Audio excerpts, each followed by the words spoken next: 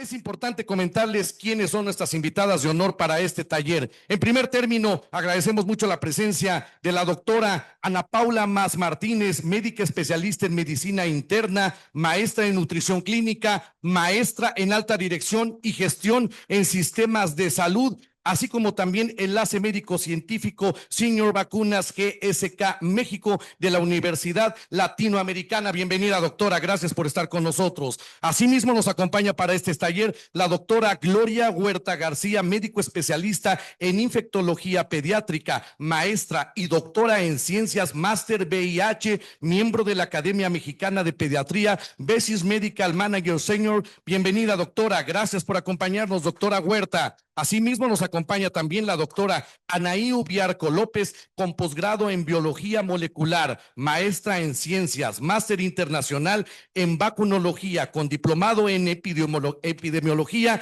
y con doctorado en educación. Doctora Ubiarco, bienvenida, gracias por acompañarnos. Asimismo también está con nosotros la doctora Edith Ileana González Vera Couchea, gracias, médica cirujano, maestra en gestión de la calidad y seguridad en servicios de salud, gestión y administración de clínicas médicas, así como también licenciada en gerencia en servicios de salud. Bienvenida, gracias, doctora, por acompañarnos, Ileana González. Y también nos acompaña la doctora Viridiana Ruiz Rodríguez, médica especialista en salud pública y en bienestar corporativo, maestra en dirección de instituciones de salud y también es enlace médico científico en GSK Vacunas. Para ellas 5, un fuerte aplauso, bienvenidas virtualmente, así como físicamente en este tercer día de actividades con el taller Vacunación en Población de Riesgo. Bienvenidas, adelante. Pues muchas gracias por estar aquí, gracias por la bonita presentación a nuestro equipo. Estamos muy contentas de poder estar el día de hoy con ustedes. Y además quiero comentarles que este va a ser un taller en el que queremos interactuar con ustedes. Somos muy preguntonas, entonces les vamos a hacer examen, ¿ok? Por lo que necesito que tengan su celular a la mano. Entonces, a ver, déjenme ver tantito. ¿Tenemos clicker para avanzar las diapositivas? ¿No? Perfecto. Ok. Entonces, el primer QR que les voy a pedir que escaneen es este que tienen ahorita en pantalla. Este en realidad es para nosotras, para conocer cómo estamos previamente a nuestra participación y más adelante les vamos a pedir que contesten uno para evaluarnos y esto nos sirve a nosotras para mejorar y para poder seguir creando estos talleres y estas actividades con ustedes. Bueno, entonces pasamos a la siguiente, por favor. Entonces, bueno, ya nos presentaron y por eso les decía yo que íbamos a necesitar el celular, porque para poder interactuar con ustedes creamos un Mentimeter o un juego interactivo para poder saber ¿cómo responderían ustedes a ciertas situaciones? Entonces les voy a pedir a ver si este código lo podemos escanear.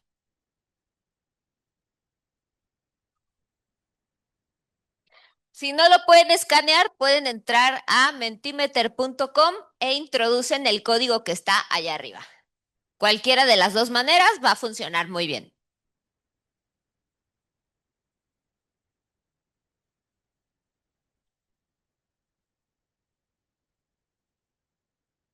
Si no, lo vamos a hacer a la antigua levantando la mano.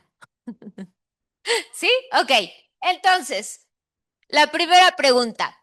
¿Inmunización y vacunación es lo mismo? ¿Quién dice sí? Sí. ¿Quién dice que no es lo mismo? ¿Sí o no? Tienen que tener una opinión. A ver, otra vez. ¿Quién dice que sí? Levanten su mano. ¿No? ¿Quién dice que no? ¿Y los demás? ¿Que quién sabe? Ok. Entonces, la siguiente, por favor. Muy bien. Entonces, inmunización y vacunación como tal no son lo mismo. Sin embargo, la vacunación sí es parte de la inmunización. Como tienen ustedes en pantalla, la inmunización como tal es un proceso mediante el cual el paciente o el individuo se va a volver inmune o resistente ante una enfermedad infecciosa. Para esto existen distintas estrategias, entre ellas la vacunación. Entonces, vacunación es inmunización, pero no es lo mismo, porque tenemos distintas estrategias de inmunización, inclusive tenemos la inmunización innata, ¿no? Cuando entramos en contacto con una enfermedad, producimos anticuerpos y posteriormente ya no padecemos la enfermedad cuando volvemos a entrar en contacto con la infección. Entonces, bueno, la conclusión es, no, no es lo mismo, pero la vacunación es parte de la inmunización. La siguiente, por favor. Aquí tenemos otra pregunta y entonces nuevamente lo vamos a hacer a la antigua. Dice, en su opinión, ¿cuán importante es vacunar a la población adulta? ¿Quién piensa que es tan importante como vacunar a la población pediátrica? Ok, prácticamente todos, ¿no? Bueno, yo también. Ok, ¿quién cree que es más importante vacunar a los adultos mayores que a la población pediátrica? Ok, ok. ¿Quién cree que no es importante?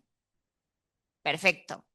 ¿Y quién cree que solamente es importante en el caso de que nuestro adulto mayor sea parte de un grupo de riesgo? Bueno, que ser adulto mayor ya lo hace un grupo de riesgo. Ok, sí, completamente de acuerdo. Entonces, bueno, perfecto. Aquí todos estamos de acuerdo en que la inmunización y la vacunación del adulto mayor es tan importante como la pediátrica. Pero no solamente la vacunación de los pequeñitos y de los adultos mayores. Recordemos que hay una cartilla de vacunación para cada etapa de la vida. Existe para los adultos jóvenes, para los adolescentes, muy importante. Yo sé que a lo mejor vacunar a un adolescente puede ser problemático. Bueno, el adolescente a veces puede ser problemático por ser adolescente, pero eso es aparte. Em, Hay cartilla para la mujer embarazada, ¿no? Entonces, lo importante es que recibamos nuestras vacunas, así como los refuerzos de cada una a lo largo de la vida. ¿De acuerdo? La siguiente, por favor. Ok, entonces realmente para que nosotros podamos vacunar, no necesitamos un conocimiento profundo en la vacunación. Y no me refiero a que no estudiemos o no nos preparemos, claro que sí, la educación siempre es importante, la preparación, asistir a estos congresos. Sin embargo, lo que necesitamos es conocer primero el esquema de vacunación, conocer las edades a las que se aplica cada vacuna, qué vacunas existen, qué vacunas están en cartilla, pero recordemos que hay algunas vacunas que por distintas situaciones aún no están en cartilla, pero ya existen y son importantes para nuestra población. Entonces, conocer qué vacuna, a qué edad, a qué paciente. Eso es sumamente importante. Y entonces el médico puede integrar la vacunación a su práctica diaria. Realmente tampoco es algo tan complicado. Solamente necesitamos algunos instrumentos y conocer algunas situaciones, pero no es algo que nos requiera un gran esfuerzo, por decirlo así. La siguiente, por favor. Ok, entonces hay que tomar algo muy, muy en cuenta, que es cómo ha cambiado la expectativa de vida alrededor de los años. Si nosotros vemos en 55 años, perdón, desde 1700 se han ganado 55 años de vida. Imagínense ustedes, en esa época, en 1700, pues una persona de mi edad ya era una persona adulta mayor, ¿no? O no llegaban ni a mi edad siquiera, no les voy a decir cuál es, pero ahí ustedes calcúlenle, ¿no? Y a partir de 1900 se han ganado 35 años de vida. Esto ha sido a distintos mecanismos, pero uno de los principales ha sido la vacunación. ¿Por qué la vacunación? Porque la vacunación ha evitado que las infecciones sigan dispersándose, que sigan ocasionando brotes y afortunadamente incluso han erradicado enfermedades. Y aquí les va. ¿Qué enfermedades se han erradicado gracias a la vacunación? Yo no se ha erradicado todo. Sigue existiendo ahí está, sigue existiendo en algunos países del mundo, pero sí, solamente hay una enfermedad erradicada por vacunación. ¿Cuál, doctor? Viruela. Viruela es la única enfermedad realmente erradicada. Recordemos que hay diferencia entre eliminación y erradicación, ¿no? Entonces, la erradicación real solamente es de la viruela. Pero bueno, ahí tenemos un campo altamente ganado, ¿no? Porque recordemos cómo nos fue con la viruela y por qué hoy hablamos otro idioma. Entonces, es importante este trabajo. La siguiente, por favor. Ok, entonces, como les decía, la vacunación es una de las principales estrategias para una vida más saludable. Es una de las estrategias de protección médica más exitosa. Entonces, inclusive, se ha dicho, se ha escrito, inclusive el doctor es uno de los personajes más reconocidos dentro del mundo de la vacunología, nos dice que es una de las medidas más importantes para evitar la muerte, inclusive más allá de antibióticos, de otros medicamentos. ¿Ok? ¿Por qué? Porque si nosotros vamos, ya no tenemos que tratar la enfermedad. Inclusive es más económico vacunar que enfermarse. La siguiente, por favor. Ok, entonces, ¿cuál ha sido el impacto de la vacunación a nivel de la salud pública? Primero, pues tenemos comunidades protegidas. Tenemos además reducción de enfermedades y la disminución de hospitalizaciones. Aquí es un punto importante porque, claro, nosotros queremos evitar la enfermedad, pero hay vacunas que a veces no tienen una efectividad tan elevada para proteger al paciente contra la enfermedad, pero sí evita la hospitalización y la muerte. ¿Y qué es lo que nosotros queremos evitar en nuestros pacientes? Que se mueran, ¿no? Suena feo, pero esa es la realidad. Yo no quiero que mi paciente se muera. Entonces, por ejemplo, vacunas como influenza. Influenza no tiene una efectividad elevada contra la enfermedad porque sabemos que cada año cambian las cepas y ahí hay algunos mecanismos genéticos del propio virus que hacen esto. Sin embargo, sí tiene una alta efectividad contra hospitalización y muerte. Entonces, ese es nuestro objetivo, que mi paciente viva, ¿no? Que mi paciente esté vivo y que no fallezca. Y esto es muy importante y es algo que yo siempre digo, ningún paciente debería de enfermarse por algo que es prevenible, ¿no? Si ya existe algo que va a evitar que mi paciente sufra o que padezca, por eso se llaman padecimientos, que padezca una enfermedad, pues hay que hacerlo, ¿no? ¿Para qué? ¿Para qué queremos que le dé influenza? ¿Para qué queremos que padezca herpes zóster? ¿Para qué causar dolor si sabemos que lo podemos evitar? ¿Ok? La siguiente, por favor. Ok, entonces, como ya decíamos, la vacunación ha salvado millones de vidas y realmente sabemos que cada año salvamos entre 1 y 2 millones de vidas al año solamente por completar los esquemas de vacunación. Tenemos el caso de hemófilos influenza tipo B. Desde que esta vacuna se empezó a aplicar, hoy en México se aplica en la vacuna hexavalente, es uno de los componentes de la vacuna hexavalente, se ha reducido hasta el 90% de los casos de la meningitis relacionada con esta enfermedad, con hemófilos influenza tipo B. Anteriormente, hace 30 años, hace 35 años, sí, yo ya había nacido, entonces ya le pueden ir calculando cuántos años tengo. Esa era la primera causa, ¿no? A los hospitales eran la primera causa de meningitis que llegaba a los pacientes. Hoy día está asociado más, hablando de cuestiones infecciosas, ¿no? No meningitis asociadas a otras situaciones, sino a infecciones. Hoy día tenemos otras infecciones como es el meningococo que puede llegar, perdón, otros microorganismos que pueden llegar a causar la enfermedad. Meningitis C. Reino Unido anteriormente había una alta incidencia de meningitis C, sobre todo en los colegios, en las universidades. Como ustedes saben, en Reino Unido los chicos cuando van a la universidad viven en como departamentos, por decirlo así, en, pues va a sonar feo, pero viven en hacinamiento básicamente, ¿no? Entonces, eso es una de las principales características para poder enfermar por meningococo C. Y a partir de que se empezó a aplicar esta vacuna, hoy tenemos mejores vacunas para meningococo, se redujo el 99% de los casos asociados con esa enfermedad. Pertusis, pertusis que es tosferina, ¿no? Como lo conocemos. Desde que se empezó a aplicar la vacuna, se ha reducido hasta en un 93%. Esto es en un periodo de 1980 a 2019.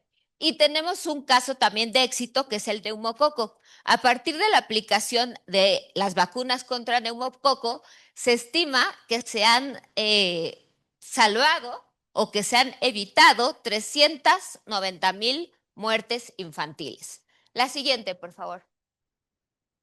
Ok, y como yo les decía, para maximizar los programas de vacunación y realmente poder tener una vacunación efectiva y un envejecimiento saludable, no podemos únicamente quedarnos con la vacunación pediátrica.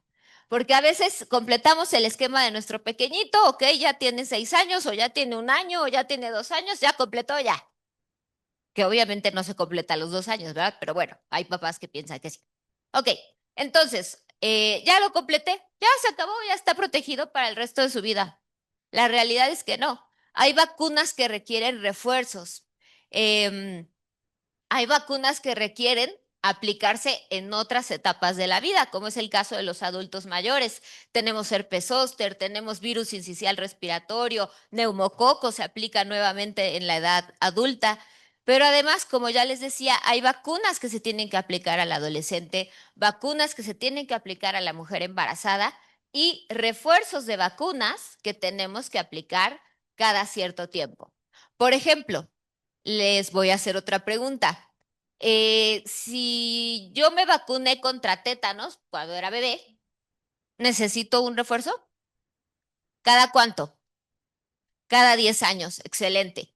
Y si yo enfermo de tétanos y afortunadamente me recupero, ¿me tengo que vacunar? Sí, sí me tengo que vacunar. No hay ninguna otra manera de protegernos contra tétanos más que la vacuna, ¿no? Inclusive padecer la enfermedad no me va a proteger de poder volver a, digo, ya sería un caso muy extremo, pero los hay. Y en México, que no se han encontrado, la verdad. Entonces sería un caso muy extremo, pero puede pasar.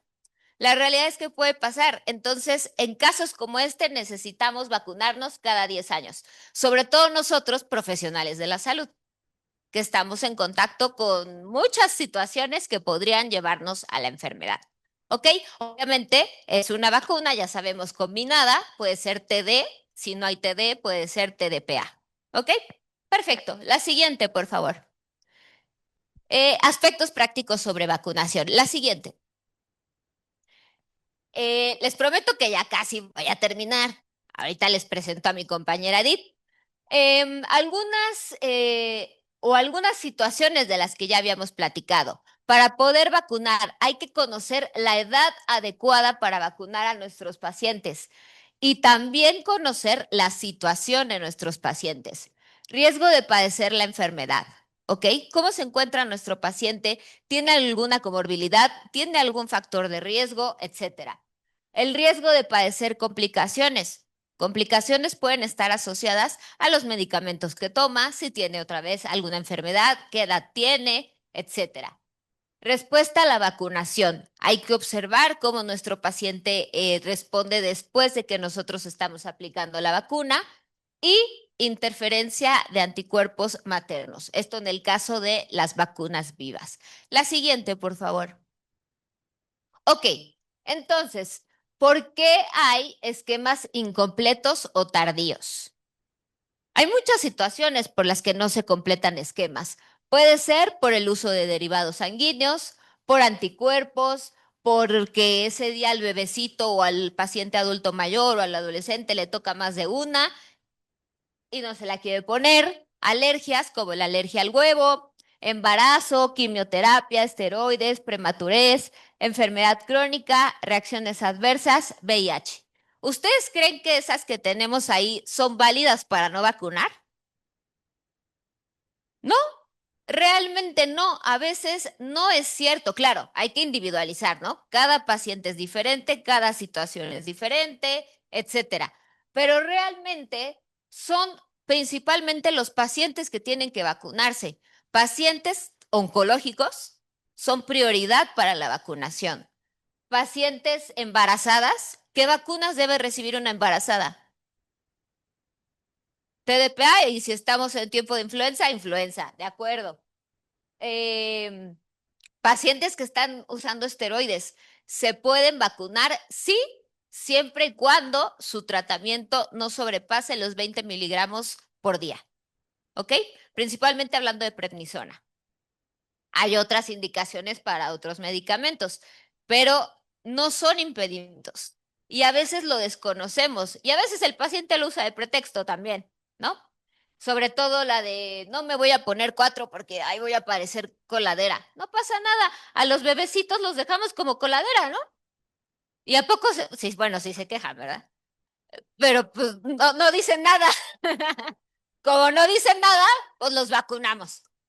Pero la realidad es que si lo hacemos con los pequeñitos, también lo podemos hacer con nosotros mismos. La siguiente, por favor. Ok, entonces, cuando hablamos de vacunas, existen intervalos mínimos e intervalos máximos.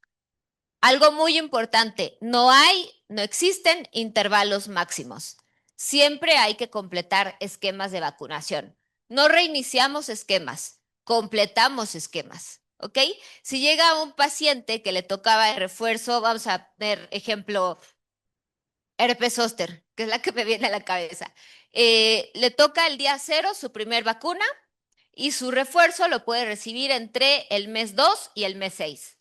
Pero no llegó al mes 6. El paciente, aunque yo le estuve recordando y le estuve pidiendo que viniera, no vino. Vino a los 8 meses. ¿Qué hago? ¿Reinicio el esquema o le pongo su segunda dosis?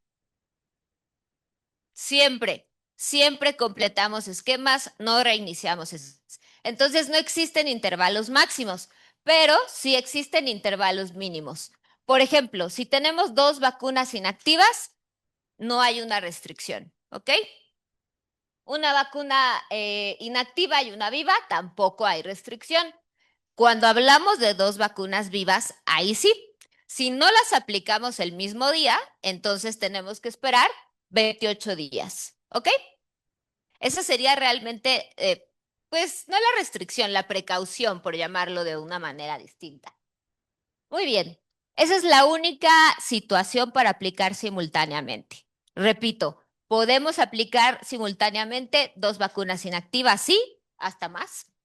Una inactiva y una viva, también. Y si no aplicamos 2 vivas el mismo día, entonces sí, hay que esperar 28 días. Es la única. La siguiente, por favor. Ok, entonces, intervalos entre dosis. Es lo que les comentaba. Disminuir el intervalo entre dosis puede interferir con la respuesta de anticuerpos y con la respuesta o con la protección para nuestro paciente. Por eso es importante respetar los intervalos y los esquemas. Por algo fueron creados, ¿no? Para que una vacuna pueda salir al mercado, ya se estudió la dosis, ya se estudió el esquema y ya se estudió seguridad, inmunogenicidad y todo lo que sea necesario para que pueda llegar al paciente. En segundo lugar, aumentar el intervalo entre dosis no disminuye la efectividad. Por eso les digo que no hay intervalos máximos. La siguiente, por favor. Ok, entonces ahí ya tienen la respuesta, pero bueno, si un paciente es alérgico al huevo, ¿se puede aplicar la vacuna contra influenza? Ya ven, con todo y respuesta se me andan yendo por otro lado. A pesar de que tienen ahí la trampa. Sí, un paciente que es alérgico al huevo sí puede recibir la vacuna contra influenza. Y miren ustedes que además a veces es pretexto, ¿eh? Y les voy a decir por qué. Porque el paciente me dice, es que no puedo recibir la vacuna contra influenza porque soy alérgico al huevo. Ok. ¿Come pastel? Sí. ¿Come pan? Sí. ¿Y qué lleva el pastel y qué lleva el pan? Huevo.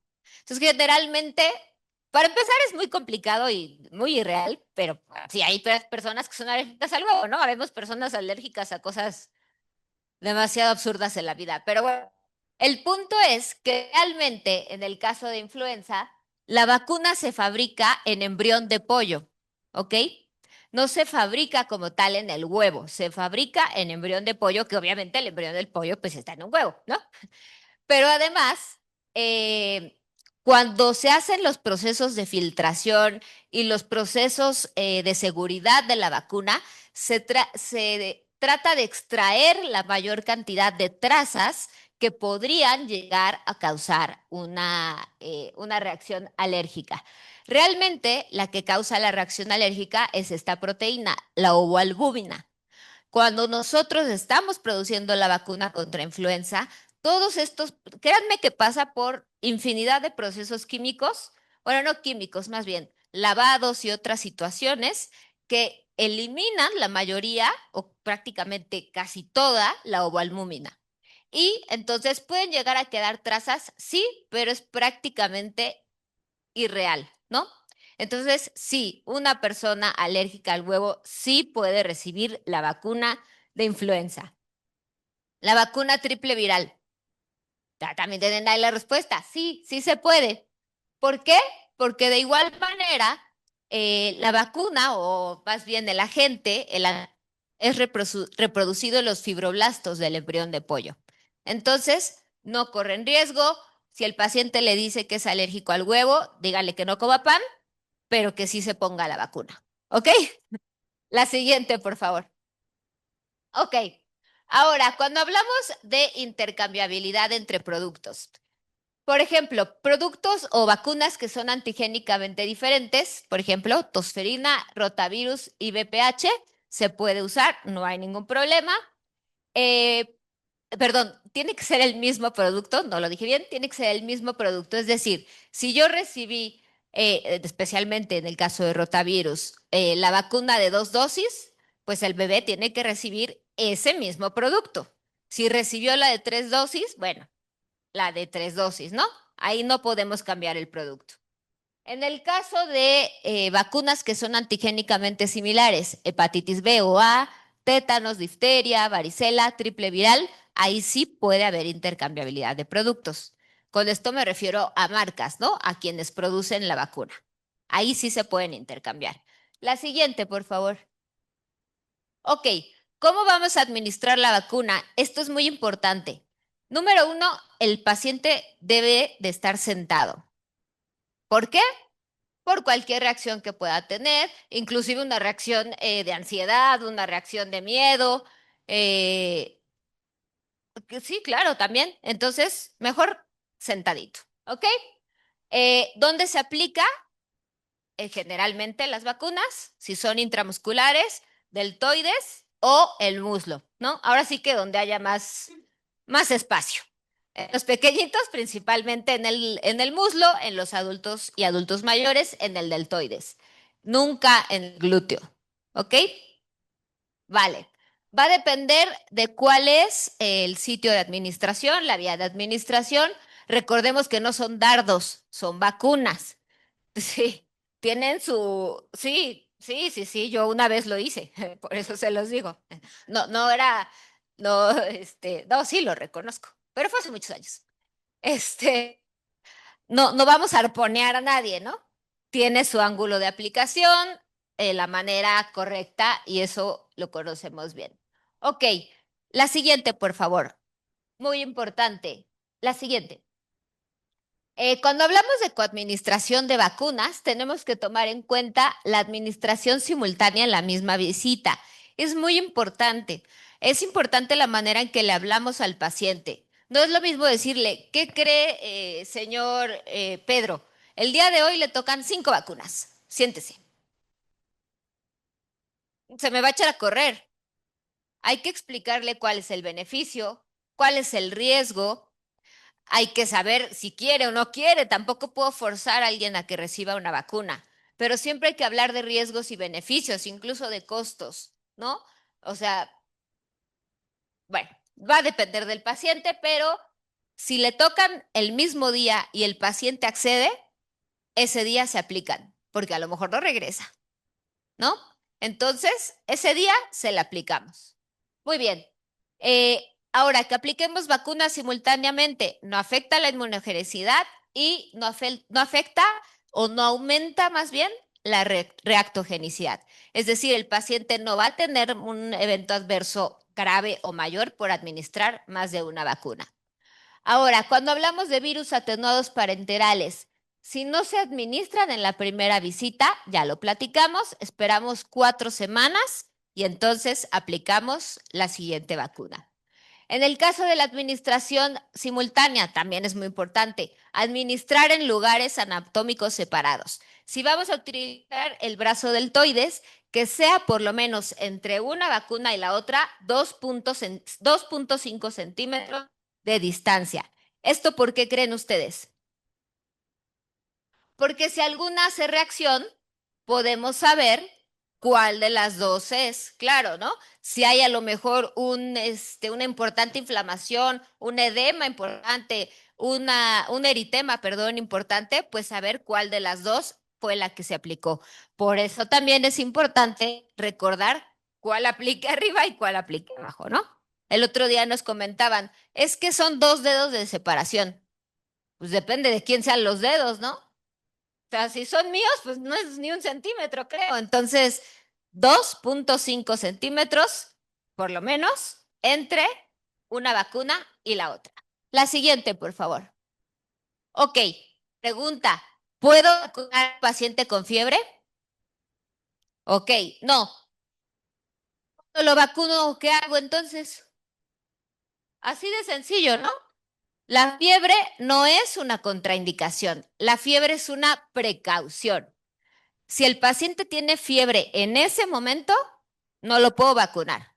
Pero en cuanto la fiebre desciende, puede regresar por su vacuna y se la aplicamos. Ok, si el paciente llega moco, con los ojos irritados, con tos, pero no tiene fiebre,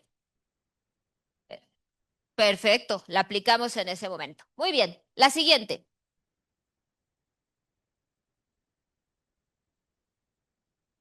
Ok, lo que les decía, aspirar antes de inyectar, no. En el caso de las vacunas, no. Una, puede aumentar el dolor para el paciente, puede hacer que la inyección sea más lenta y que la práctica no sea la correcta. Hay reportes de lesiones relacionadas con la aspiración de la jeringa y no hay reportes de relacionados cuando no se hace la aspiración. Además, si nosotros hacemos una aspiración, hay arterias y venas muy delgaditas que están cercanas a la zona de aplicación que podríamos estar afectando. Entonces, no es necesario aspirar, simplemente nosotros con nuestra técnica correcta, sin arponear al paciente, aplicamos la vacuna. La siguiente, por favor. Y bueno, ahora le doy el paso a mi compañera Edith. Muchas gracias.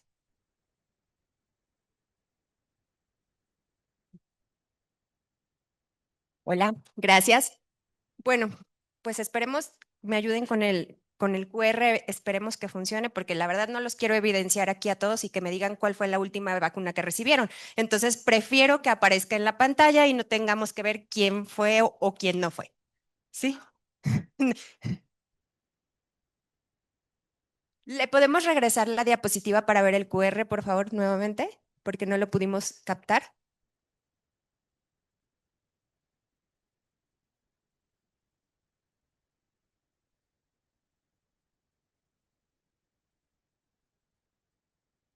¿Sale lo mismo que en el primero? No, no.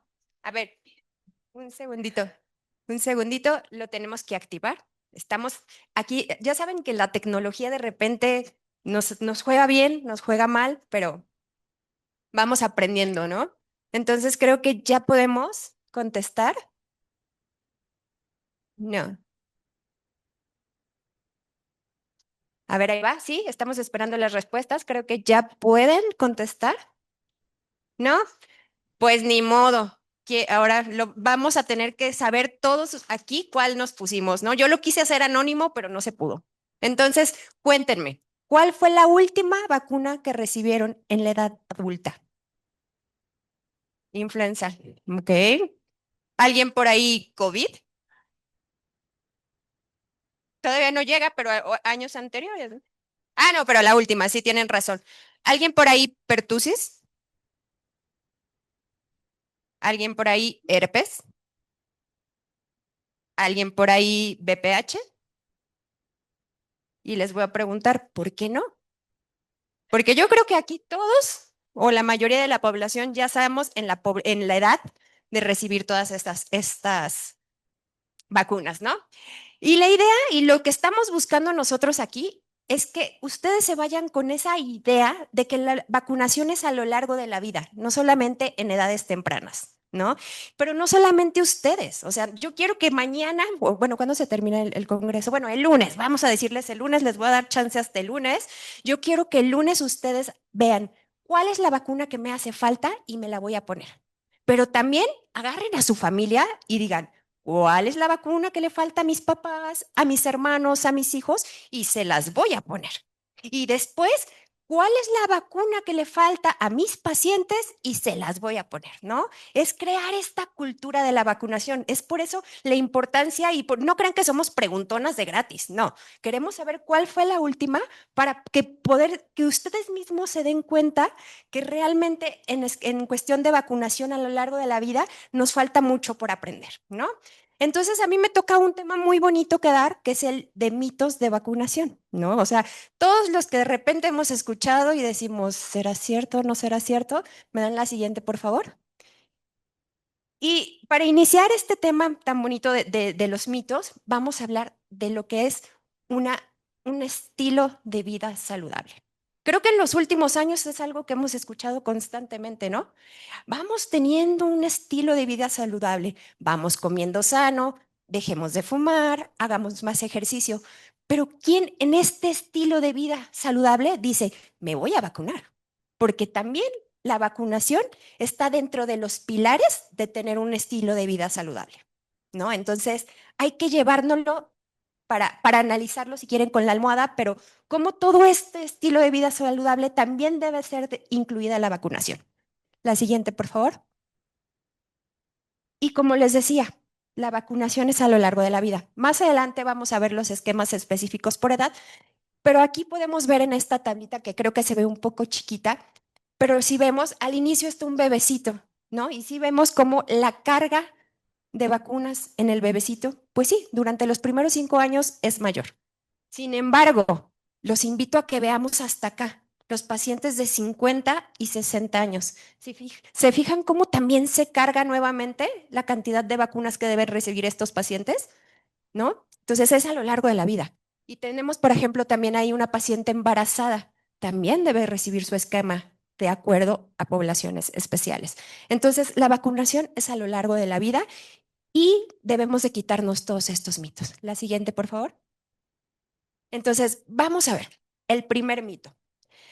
Las vacunas ya no son necesarias actualmente. ¿Alguien lo ha escuchado? Levante la mano. La siguiente, por favor. Y aquí yo les invito a que analicemos que no es que las vacunas ya no sean necesarias, es que las vacunas ya hicieron el efecto, ¿no? Las vacunas ya crearon esa inmunidad en los primeros 5 años en los pacientes. Yo les pregunto, ¿quién en sus consultorios ha visto un sarampión? ¿Una parotiditis? ¿Sí? ¿Una viruela? No. Entonces, las vacunas son víctimas de su propio éxito, ¿no? Definitivamente decimos, no son necesarias, pero porque ya hicieron el trabajo que debieron hacer. Entonces, permitámosle a las vacunas que sigan haciendo su trabajo durante toda la vida, ¿no? La siguiente. Y pues como les decía, no es que hayan hecho su trabajo, las vacunas son extraordinarias. Y aún así de repente nos preguntamos, ay, lo que pasa es de que son muchas, ¿no? Ya lo decían ahí, como coladera, a veces mandamos a los niños, ¿no? Y como coladera, así deberíamos mandar también a los adultos, ¿no? No están bien probadas, que es otro de los mitos que vamos a ver más adelante. Tienen eventos adversos impredecibles, yo ahí también lo cuestionaría y lo vamos a ver, son un gasto del fondo público, pero ¿realmente es un gasto? Es una inversión, ¿no? Porque si nosotros prevenimos, si nosotros vacunamos, vamos a evitar realmente el gasto en salud pública. Y entonces es mejor prevenir las enfermedades. La siguiente, por favor. ¿Cuántas veces no hemos escuchado? Las vacunas son peligrosas. Muchísimas veces, ¿no? La siguiente. Pero yo les invito a ver que no son peligrosas, que como cualquier medicamento se ha probado y ha pasado por sus fases de estudio, ¿no? La primera fase, que es el estudio preclínico, que estuvieron más o menos entre 5 y 15 años en estudio, ahí se midió inmunogenicidad de las vacunas, la eficacia, la toxicidad y la farmacocinética de las vacunas. Una vez que pasó esa fase de estudio preclínico, como cualquier medicamento, pasaron ya a la fase clínica, en donde seguimos midiendo inmunogenicidad, eficacia y seguridad para ver si puede salir a los demás pacientes, no nada más al grupo control que tenemos. Pero sin embargo, las vacunas se siguen estudiando e investigando por mucho tiempo. ¿Por qué? Porque después de la comercialización o después de que salen ya para la población general, empezamos a ver ya estudios epidemiológicos de la vacuna, estudios de seguridad de la vacuna, estudios de vigilancia y seguridad. Entonces, realmente sí están, las vacunas están probadas y las vacunas son seguras. Entonces, quitémonos de la cabeza eso de que no son seguras, ¿no? Siguiente. Y son, les invito incluso también a ver que son moléculas que tienen menores eventos adversos. O sea, algunas veces hasta un paracetamol da más evento adverso que una vacuna, ¿no? Generalmente son seguras. Pues sí, de repente hay eventos adversos leves en el sitio de aplicación y todas esas cuestiones de que las asocian con autismo, inflamación, enfermedad intestinal. Todas las publicaciones se han desmentido y ahorita lo traigo adelante en otro de los mitos. La siguiente, por favor. Otra que escuchamos, ¿no? Las vacunas tienen eventos adversos impredecibles. ¿A qué llamamos impredecibles? ¿No? Y yo veo, por ejemplo, vamos comparando dos grupos, ¿no? Un grupo de pacientes vacunados y un grupo de pacientes no vacunados. En un grupo de niños afectados después de padecer sarampión, se presentaron un caso en 200, o sea, un niño en 200 convulsionó, el que no estaba vacunado. Del grupo que estaba vacunado fue 1 en 1000. Entonces, ¿cuál tiene mayor riesgo? ¿No? Meningitis. En el caso de los no vacunados fue 1 en 200 pacientes. En caso del paciente vacunado, 1 en 1 millón. Otra vez más, punto para la vacuna, ¿no? Muerte, ¿no? 1 en 2500. Pacientes vacunados, no se presentaron muertes. Entonces, me llevo 4 puntos para la vacuna, al menos en esta tablita que estamos enseñando. Entonces, quitémonos ese mito. La siguiente. El esquema de vacunación recomendado para los niños tiene demasiados antígenos y satura al sistema inmune. Y aquí, antes de pasar a la siguiente, a mí me gustaría preguntarles, ¿ustedes creen que esto es cierto? ¿Saben cuántos antígenos puede procesar un niño? A ver, 1000, que levante la mano, 1000, 5000, más de 10000. Ah, ya les di la respuesta, ya levanten todos la mano. Bueno, la siguiente. Y realmente no es que sean muchos. Y esta es una tabla, creo que no se ve mucho, pero lo que les voy a, es una línea del tiempo, de cómo ha ido evolucionando el esquema de vacunación. Como en el 1900 teníamos un antígeno, para 1960 ya contábamos con 4, para 1980 muchos más, y para el 2000 teníamos ya un esquema muy, muy completo. La siguiente, por favor. Y como les decía, el sistema inmune de un niño es capaz de montar una respuesta inmunológica para más de 10,000 antígenos. Entonces, no pensemos que son demasiados o que los vamos a saturar o que no van a poder. Sí pueden. El organismo es maravilloso. Entonces, también, así como los niños, también los adultos, tenemos la misma capacidad y yo los invito nuevamente a que nos vacunemos y que veamos nuestros esquemas y cuál es la que nos hace falta. La siguiente, por favor. Las vacunas causan autismo y este es mi favorito, ¿no? ¿Quién ha escuchado este? Que levante la mano. La siguiente. Y les voy a platicar la historia porque es una historia muy bonita y aparte a mí me gusta ponerlo, o sea, si ya lo vemos como cuestión de historia, entre los más malos del mundo, yo en primer lugar pongo a Thanos, que con un chasquido eliminó a toda la población, a la mitad del universo, y después pondría a este señor, ¿no? Este señor que en 1998 puso una publicación en la cual declaró, aparte que esta publicación tenía múltiples conflictos de interés, y pues realmente rompió algunas cuestiones éticas y se atrevió a asegurar que la vacuna para sarampión causaba autismo. Y entonces aquí se viene el grupo de los antivacunas y todo el mundo y todo, ¿no? ¿Y qué fue lo que pasó? En 2004, Lancet se retractó parcialmente, o sea, dijo, ay, como que me equivoqué haber publicado en 1998 este artículo. Y en el 2010 se retractó totalmente. Sin embargo, la que sigue, por favor, la que sigue, el mal ya estaba hecho, ¿no? Y aquí lo vemos en esta gráfica. Cómo en la flecha es el momento de la publicación del artículo y vemos el índice de casos de sarampión y rubiola muy bajos, ¿no? Sin embargo, sale el artículo y vemos cómo esta tablita y de casos empieza a incrementar considerablemente, ¿no? Entonces, el mal ya estaba hecho, desgraciadamente, y quiero comentarles a este señor, el cual ni siquiera vamos a decir su nombre, se le retiró su cédula profesional, ya no puede ejercer la medicina en Reino Unido por haber dado estos datos falsos. Entonces, les pregunto, ya después de que escucharon toda esta historia, ¿las vacunas causan autismo? No. Y nos vamos con esa seguridad, ¿no? Que es un mito y que realmente hasta el mismo Lancet dijo, perdón, me equivoqué, ¿no?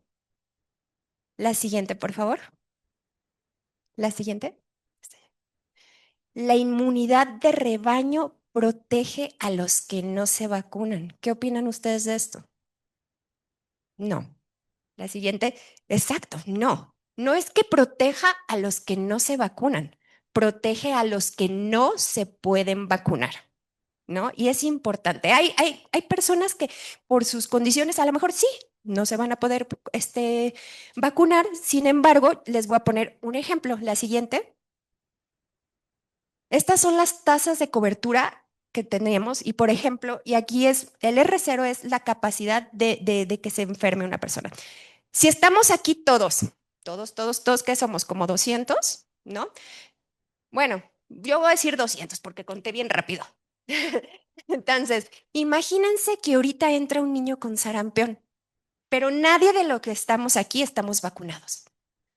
Ese niño que entró con sarampión nos va a infectar de 12 a 18 personas, ¿no? Entonces, la siguiente.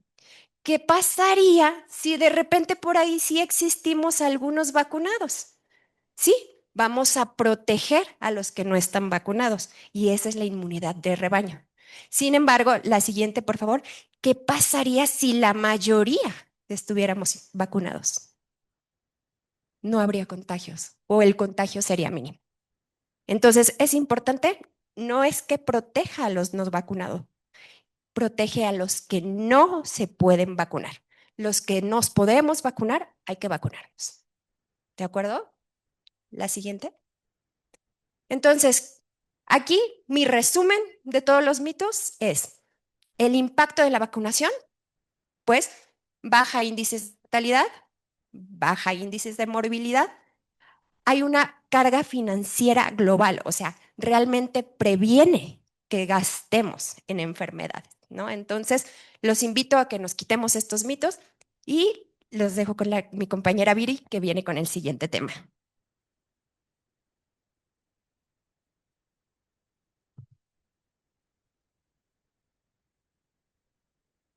Gracias, buenos días. ¿Cómo vamos con todo lo de vacunación?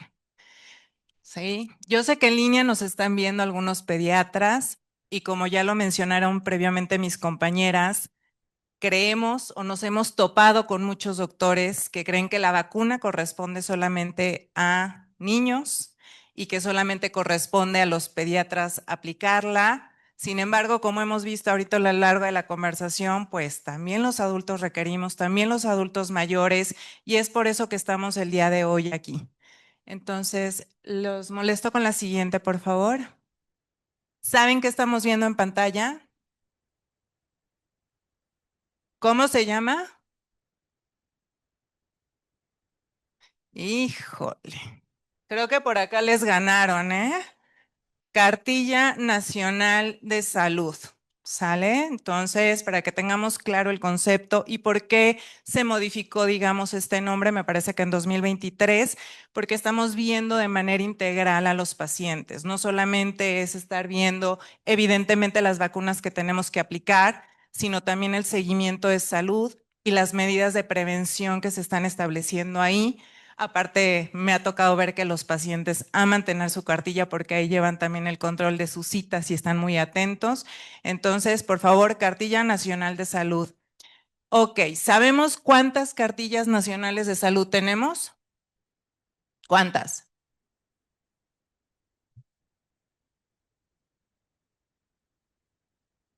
Pues ya me puedo ir, yo creo. Muy bien, son 5 cartillas que tenemos. Evidentemente, como estamos viendo en este momento, tenemos aquí la de la población de niños de 0 a 9 años.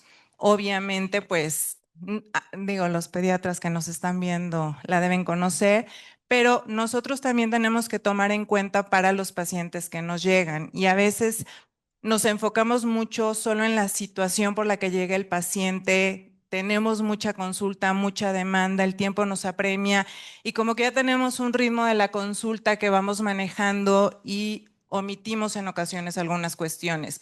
¿Cuántos de los que estamos aquí en la consulta le pedimos a nuestro paciente que nos muestre la cartilla nacional de salud? Sí. Aquí me dicen que es requisito obligatorio, pero vi muchas manos abajo. ¿Sí? ¿Sí la revisan? ¿Sí platican con sus pacientes de qué vacunas tienen, qué vacunas requieren? ¿Sí? ¿Lo ponen en el expediente? Híjole, no sé si creerles a todos. Veo caritas como que me quieren mentir y no se atreven. Bueno, sí, este lado está muy aplicado. Bueno, les voy a pedir por favor la siguiente. Tenemos también la cartilla de adolescentes de 10 a 19 años y aquí quiero preguntarles, por ejemplo, de la vacuna del virus de papiloma humano. ¿En quiénes está recomendada esta vacuna?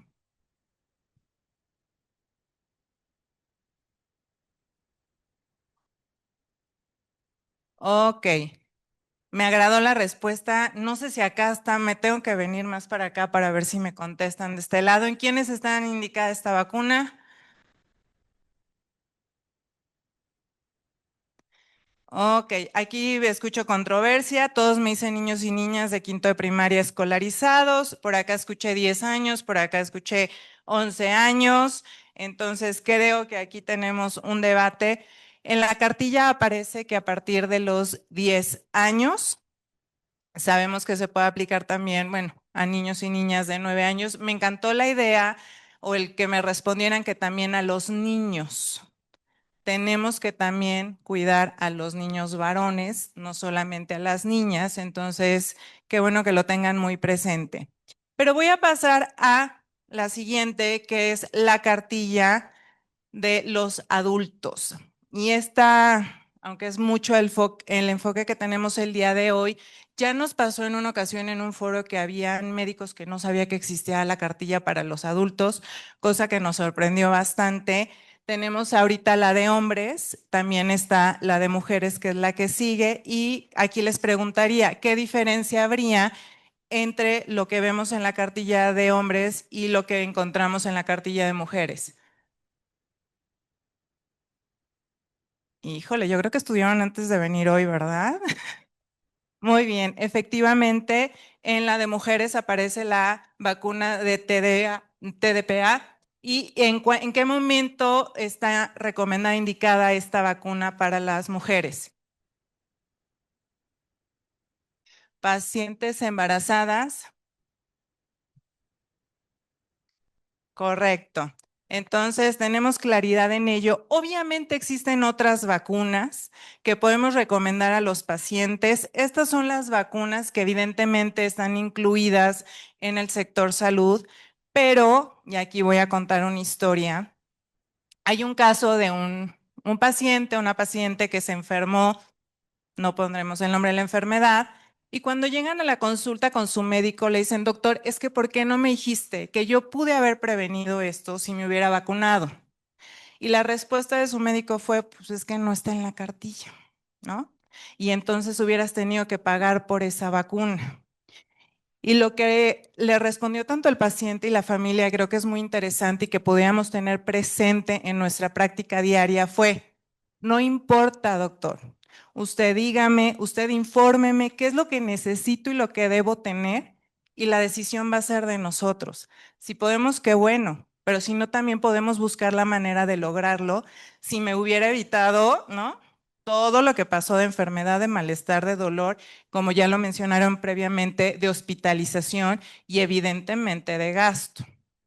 Entonces, tenemos que también dar ese plus en nuestra consulta por nuestros pacientes, no queda en nosotros, pero es nuestro deber, como se los dijeron hace un momento. Esta educación médica, esta actualización que estamos teniendo constantemente, pero tener la conversación con los pacientes, informarlos, que nos pregunten, que tengan esa confianza de que nosotros los vamos a cuidar de manera integral, porque también qué pasa, y en muchas ocasiones no lo tenemos presente como médicos, como decimos que la vacuna no nos toca, le toca a alguien más. ¿Qué tal si ese paciente solamente los va a ver a ustedes? No va a haber otro médico que vea a lo largo del año, no va a tener alguna otra consulta porque ustedes son su médico de cabecera. Y si perdemos esa oportunidad de hablar de la vacunación, de lo que necesita, la recomendación, el momento en que se debería de aplicar alguna de las vacunas, pues ese paciente ni enterado porque nadie le dijo, ¿estamos de acuerdo? Y nos podemos confiar de, pues seguramente después lo verá el cardio, el internista o pues alguien más, pero no yo. Y resulta que ese paciente no se paró en ningún otro consultorio más que en el nuestro. Entonces hay que tenerlo presente, por favor. Vamos a pasar a la que sigue. Gracias. Y tenemos la cartilla de los adultos mayores. ¿Qué tanta población tienen de adultos mayores en la consulta? ¿Y qué es por lo que más llegan esos pacientes? Por comorbilidades, por infecciones, ¿hacia dónde se carga más la tendencia de los motivos de consulta? Comorbilidades, evidentemente. ¿Y qué tan conscientes estamos de los riesgos que pueden tener estos pacientes de una enfermedad, una infección que se pudo haber prevenido mediante vacunación? ¿Sí? ¿Y qué tal estas conversaciones con los pacientes sobre las vacunas que requieren? ¿Estar revisando sus cartillas? Aquí ya no están tan participativos, ¿verdad? Es necesario, me dicen por aquí. Correcto, ya, 10. Les digo que yo ya hoy nada más los vine a saludar. Efectivamente, nos comentan de este lado que los pacientes, los adultos mayores, al tener lo que comentaban previamente una de mis compañeras, el sistema inmune va para abajo. Así como vamos envejeciendo y las canas y las arrugas y todo nuestro cuerpo cambia, el sistema inmune efectivamente también se va modificando y esa capacidad de respuesta pues no es la misma. Entonces tienen mayor predisposición a alguna infección. Y si aparte le sumamos que tienen alguna comorbilidad, que en nuestro país casi no sucede, que sea una, dos o venga un combo mayor, pues obviamente el riesgo y la predisposición para alguna otra enfermedad pues va incrementando, para alguna infección va incrementando. Entonces tenemos que estar muy conscientes de estas opciones que tenemos para los pacientes. Pero bueno, vamos a pasar a la siguiente, por favor. Y van a decir, sí, está padrísimo, la cartilla nacional, pero ¿qué más? Entonces, es importante que sepamos que existen recomendaciones a lo largo del mundo, también en nuestro país, para la vacunación en todos los grupos de edad. Aquí, digo, no se ve tan clara, me parece, pero la CDC nos presenta recomendaciones. Aquí tenemos la de la población pediátrica y podemos ver, y esto la información de las siguientes diapositivas la pueden encontrar también en su buscador sin ningún problema. Y la CDC nos la presenta por grupos de edad, qué vacunas se pueden aplicar en qué momento. Aquí tenemos las pediátricas y los asegúnes, le digo yo, ¿no? Si completaron el esquema o si por la marca de la vacuna requiere 2 o 3 dosis o si hay alguna enfermedad o alguna condición, vienen ya establecidos en qué momento se deben de aplicar las vacunas para los pacientes. Y vamos a pasar a la que sigue, por favor. Y aquí tenemos, por ejemplo, las vacunas recomendadas para adultos mayores de 50 años. Como pueden ver, hay muchos países que nos hacen las recomendaciones para influenza, para neumococo, para herpes zóster, para tosferina. Pero ¿qué pasa? Los países nos indican a partir de qué edad hacen la recomendación. Y aquí digo, no nos podemos confiar a veces, ¿no? Del grupo de edad donde vamos a recomendar una vacuna, porque las edades pueden variar al respecto, pero tenemos que tomar en cuenta, por ejemplo, en herpes zóster, aquí nada más estamos hablando de adultos arriba de 50 años, y ahí sería una vacuna que es para todos o alguien en particular. Perfecto. En el caso de tosferina, viene una indicación en Francia que está la estrategia Capullo. ¿Alguien sabe lo que significa esta estrategia o en qué consiste? Ok, la estrategia Capullo ocurre cuando a un bebé no se le pudo vacunar. Lo que se hace es que se vacuna a la familia o al círculo cercano, que sería una manera de protección, digamos, hasta entonces se pudiera llegar a vacunar al bebito, ¿no? Entonces se hace esta estrategia como de protección y se llama Capullo. La que sigue, por favor. Y continuando con las recomendaciones que nos hace la CDC, tenemos esta tabla muy parecida a la que vimos con pediatría, que viene ya para las edades, digamos, de adolescentes y adultos, donde también nos indica si se pueden o no aplicar de acuerdo a algunas condiciones o hay ciertas precauciones que tuviéramos que tomar. Pero quisiera ahondar más en la que sigue, por favor, donde podemos ver la CDC, las recomendaciones de vacunación que nos hace por patología de los pacientes. No sé si ustedes ya conocían esta tabla, estas recomendaciones, donde podemos ver si son pacientes embarazadas, si son pacientes inmunosuprimidos, y aquí nos los separan. Tenemos a los pacientes con VIH y con el conteo de CD4 arriba o abajo de 200, o pacientes que estén inmunocomprometidos por alguna otra patología o incluso pudiera ser algún tratamiento. Como sabemos, hay tratamientos biológicos, quimioterapias, radioterapias y otros más que pueden inmunosuprimir a nuestros pacientes. Entonces, aquí podemos revisar en qué momento sí se puede, podemos esperar o no está indicada alguna vacuna, para poder entonces ahondar más en pacientes que ya tienen una patología previa, que nos hemos topado también mucho, que a veces dudan los doctores, dudan los especialistas en poder recomendar una vacuna. Puedo que me equivoque en fechas, pero hace mes y medio más o menos, por ejemplo, en el Congreso de Oncología, ya presentaron las recomendaciones de vacunación para pacientes oncológicos y con neoplasias hematológicas. Entonces ya vamos sumando también en nuestro país estas recomendaciones, estos posicionamientos para que seamos más profesionales de la salud, que estemos en pro, que hablemos con nuestros pacientes, que nos borremos esos mitos que nos acaban de contar y muchos más que existen, esos supuestos para poder recomendar la vacunación en nuestros pacientes. Y aquí ya para cerrar un poco, yo hago una analogía de cómo veo un poco el tema de prevenir enfermedades mediante vacunación. Y no sé si ustedes vieron la película de Spider-Man del Duende Verde, y si no, contaré rápido porque quiero hacer la analogía. Y está Peter Parker en su rollo y vienen los asaltantes y pues él dice, a mí no me afecta, no vienen contra mí, yo para qué me meto, pásenle. ¿Y qué sucede? Asaltan a su abuelo, que era como su papá, y lo matan. Así siento que pasa, como que le decimos a la vacuna, a mí no me toca, pásenle, alguien más lo va a hacer, y ¡pum! Los pacientes se enferman, son pacientes, y de verdad yo siempre lo traspolo todo como a la vida personal. Entonces yo sí me imagino que pues, yo digo, a mí no me toca, pásale, y esa persona pues tiene alguna enfermedad y nos podemos ir influenza, COVID, la que ustedes quieran. Y mi mamá o alguien que yo quiero muchísimo se lo encuentra en el súper, en el cine, no sé, y ya la va a contagiar. Afortunadamente trato de que su esquema de vacunación esté completo, pero qué necesidad. Si como profesionales de la salud podemos tomarnos unos minutitos más, hacerlo parte de la práctica clínica que ya me dijeron que la mayoría lo están haciendo por responsables y no tanto porque sea obligatorio.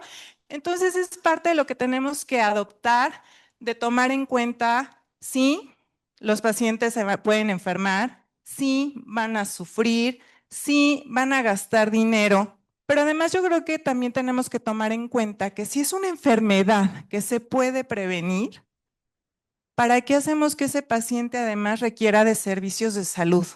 Un espacio de consulta que lo pudo ocupar alguien más, una cama, recursos que se pueden destinar de otra manera por algo que se pudo prevenir y quizás estuvo en nuestras manos. Cedo la palabra a la doctora Ana Mas y les agradezco mucho su participación.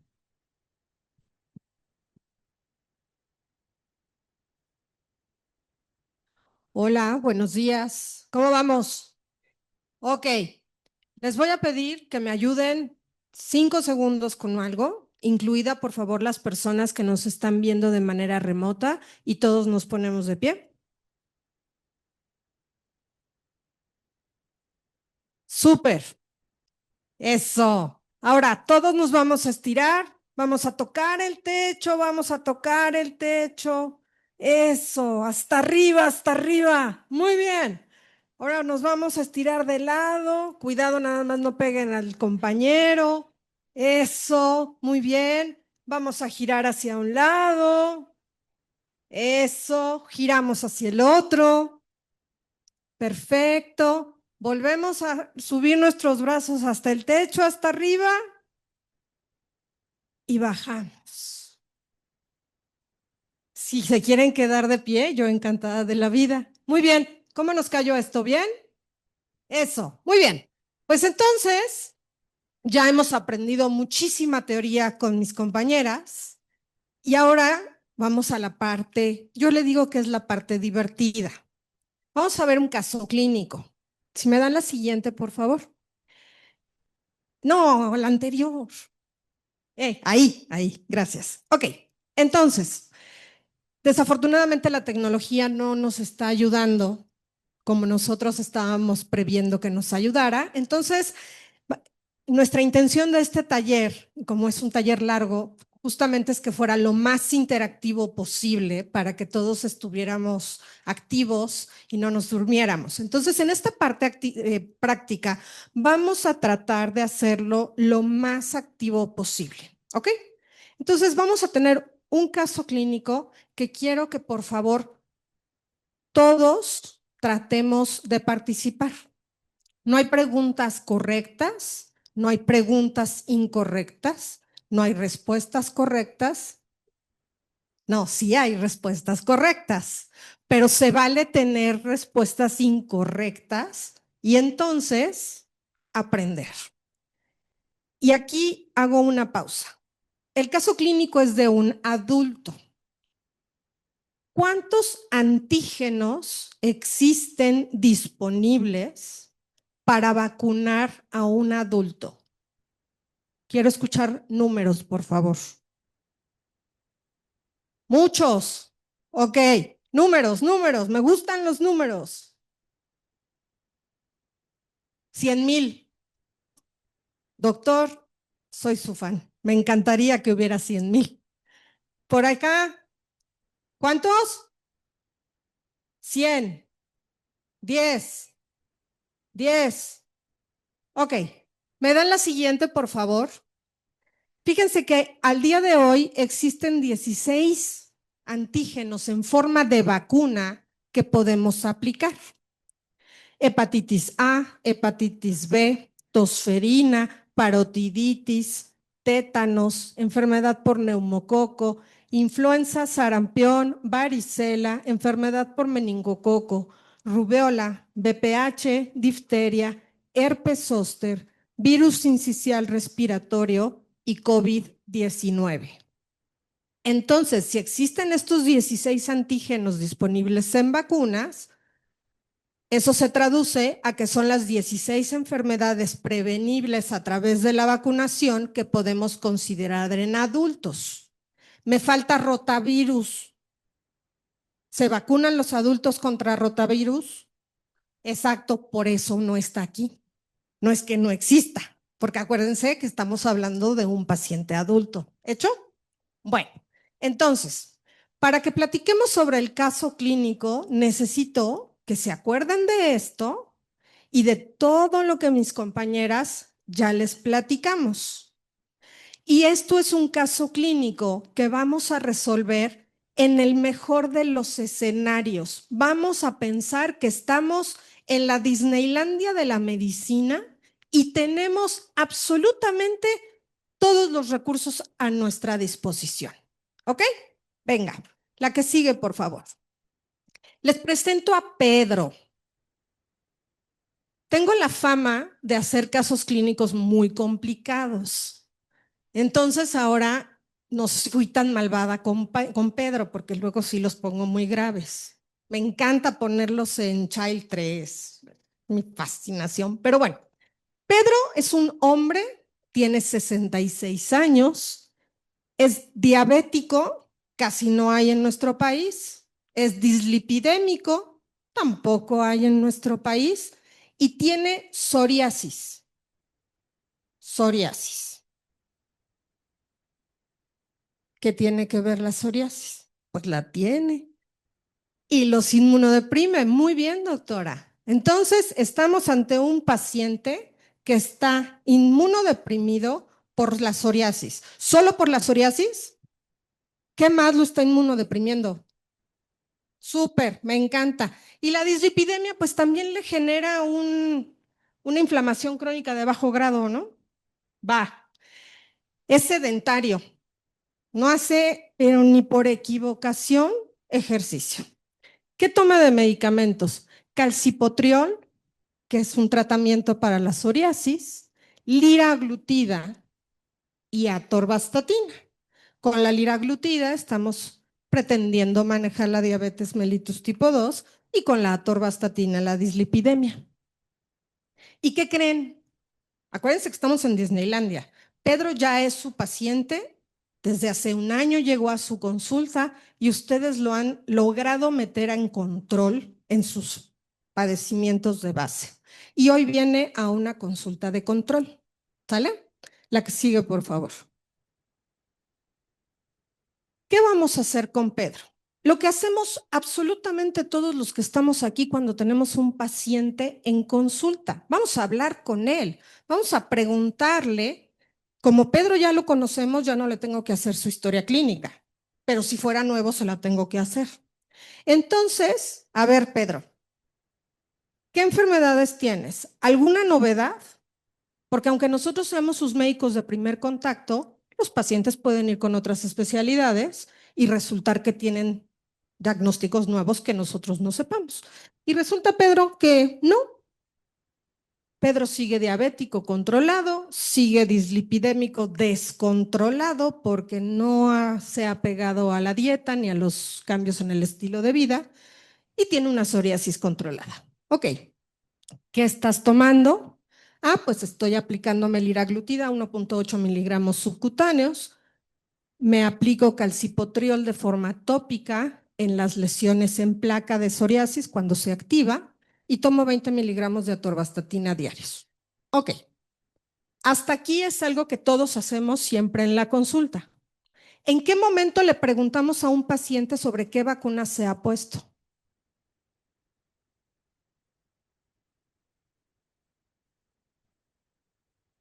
de la ciudad, no preguntamos directamente al paciente porque primero tenemos la barrera del dialecto o bueno, del idioma.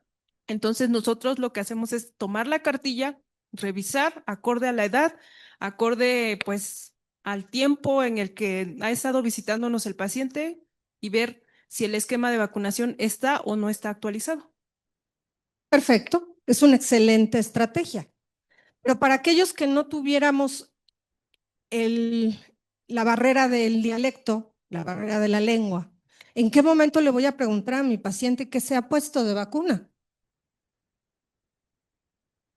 Pacientes con comorbilidad, nosotros le pedimos la cartilla de vacunación cada mes. Es un documento que debe llevar estrictamente a su consulta médica. Excelente estrategia también, doctora. Muchas gracias a las dos por compartirnos sus estrategias. Y yo les voy a compartir una tercera.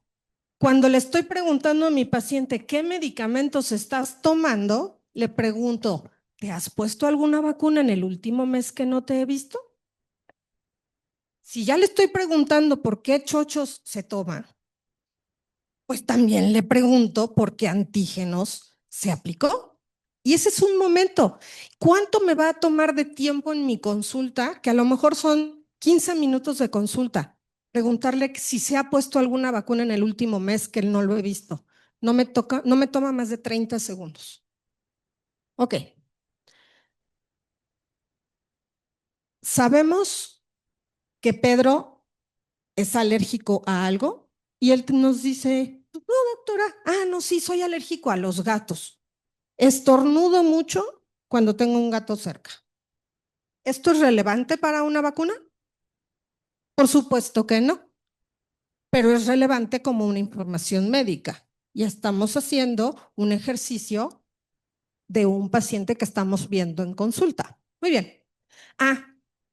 Factores del estilo de vida de los cuales ya nos platicaron hace ratito que tenemos que tener un estilo de vida saludable. Oye, Pedro, ¿tomas alcohol? Y no es por satanizar, simple y sencillamente, ¿cuál es tu ingesta de bebidas alcohólicas? Oye, Pedro, ¿fumas? ¿Qué cree, doctora? Sí fumaba, pero acuérdese que usted me dijo que tenía que dejar de fumar por la diabetes y la dislipidemia y porque está muy mal fumar y pasé a los vapeadores y de todas maneras me dijo que usted que eso me va a matar y ya no fumo. ¡Qué emoción! Pero ¿qué más tiene otro factor de riesgo? Pedro vive con su esposa. Y su esposa tiene una enfermedad crónico-degenerativa, según dice aquí, que es EPOC, ¿cierto? Bueno, entonces, piensen por favor en estos puntos importantes de Pedro. Es diabético, dislipidémico, tiene psoriasis, ¿tiene cuántos años? 66 años, él ya no fuma, pero vive con una paciente que tiene enfermedad pulmonar obstructiva crónica. Bueno, entonces, la siguiente, por favor. ¿Qué vacunas le vamos a sugerir a Pedro? ¿Neumococo? ¿Influenza? ¿COVID? ¿Herpes? ¿Tétanos? ¿Algo más? ¿Quién da más? ¿Virus sincicial respiratorio? ¿Hepatitis? Va. Muy bien. Me dijeron 7 vacunas. ¿Estamos de acuerdo? Venga, la que sigue, por favor.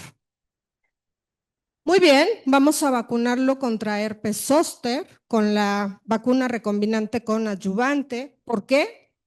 Porque Pedro tiene más de 50 años.